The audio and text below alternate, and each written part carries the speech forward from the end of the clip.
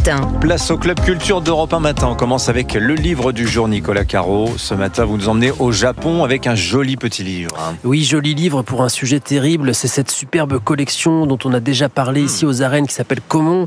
Des livres petit format qui s'intéressent à la vie et aux mœurs des Japonais. Celui-là est signé Lena Mogé et le livre s'appelle Les évaporés du Japon. Alors, les évaporés, ce sont ces Japonais qui, du jour au lendemain, volontairement disparaissent, c'est ça C'est exactement ça. Mais pourquoi, comment, pour aller où? C'est ça l'enquête que l'on lit. On a l'impression d'être un détective privé en suivant la journaliste et on en rencontre surtout des évaporés. Les joatsu en japonais, pas facile de trouver des gens qui ont choisi de se cacher. Il y en a 100 000 par an. Souvent, c'est à cause de dettes ou d'une honte, d'un déshonneur. On rigole pas avec l'honneur. Là-bas, ça commence avec Kazufumi, 66 ans. Il est spécialisé dans l'accompagnement à la disparition. C'est un évaporateur. Il a été à bonne école l'expérience puisqu'il s'est lui-même évaporé bien des années plus tôt. Il était courtier, super bien noté, applaudi par ses supérieurs et un jour, mauvais placement. Il perd 400 millions de yens, 2,5 millions d'euros. Tout le monde lui tombe dessus et en 1970, il disparaît. Mais disparaître, ça veut dire accepter tous les petits boulots pour survivre, cacher son identité et tout à coup, donc, il a eu cette idée. Aider les candidats à l'évaporation. Mais il y a des lieux où on les trouve, ces évaporés ? Ben oui, à Sanya par exemple, une ville dans la ville à Tokyo, une zone interlope mal fréquentée, un quartier pour ceux qui se cachent et d'autres originaux, étonnants. Tout est étonnant dans ce livre. On s'intéresse aussi à ceux qui restent, l'entourage, comment ils cherchent, comment ils se taisent aussi à cause de la honte. Toujours, ce sont des histoires poignantes, comme cette femme qui un jour retrouve son amour de jeunesse et plutôt que de s'engager dans une relation compliquée, préfère tout abandonner, mari et enfant.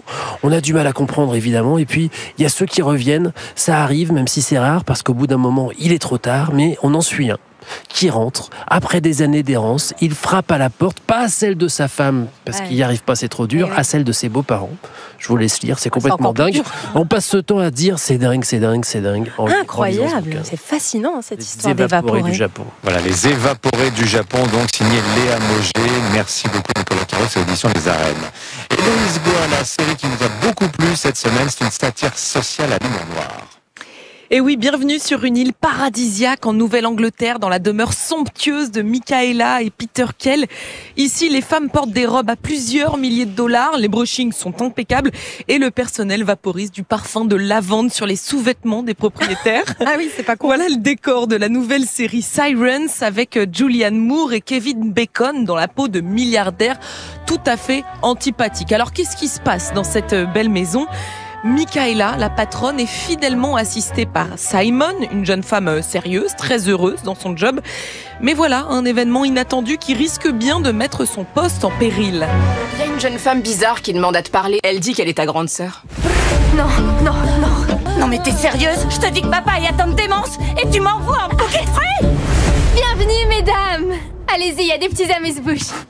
Alors forcément, cette grande sœur en colère, issue d'un milieu modeste, est déstabilisée par toute cette richesse et ces femmes qui ressemblent à des œufs de Pâques.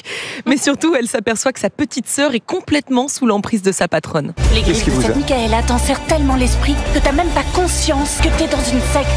J'ai jamais été plus heureuse que maintenant. Faut qu'on se barre de cette île. Je ne suis pas le monstre que vous croyez. Julianne Moore est exceptionnelle, très perturbante dans son rôle de gourou, aussi charismatique que glaçant. Et qu'est-ce qui vous a plu dans cette série, Héloïse ? Eh bien, en plus d'une forte identité visuelle, l'intrigue est beaucoup plus complexe qu'il n'y paraît. La série commence comme une comédie féroce sur les ultra-riches, mais on glisse peu à peu vers un drame familial, un thriller psychologique intense qui explore les traumas des personnages. Telles des sirènes, les femmes de la série sont présentées comme envoûtantes, dangereuses ou amochées par la vie. Ce huis clos mêle luxe, pouvoir et manipulation avec beaucoup plus de finesse et de cynisme que certaines séries du même genre.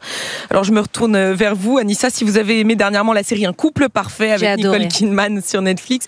Si vous êtes fan du phénomène White Lotus, croyez-moi, vous devriez vous régaler avec Sirens. Ça a l'air vraiment très bien, génial, cette série. Sirens ou Sirens avec un S. Cette série en 5 épisodes, c'est à retrouver sur Netflix. Merci beaucoup Héloïse Goua.